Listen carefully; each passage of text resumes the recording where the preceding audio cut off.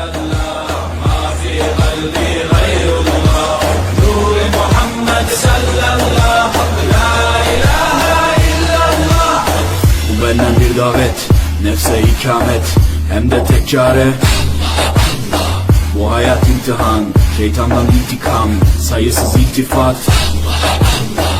Güvendiğin dağlara kar yağar bak ancak Allah asla seni satmaz. Düşünce kalkmalısın, şükürle kalmalısın, desin hep kalp atışın. Günahla esti yerler, daha gençsin derler. Bu hayat basamakları, çürük merdivenler. Senden bir istirham, devamlı istiğfar, gereken irtibat. İşimde Allah, ilimde Allah, zikrimde Allah, fikrimde Allah, aklımda Allah, aşkımda Allah, aslımda Allah, kanımda Allah. Hasbi Rabbi Cellallah, ma fi kalbi gayrullah.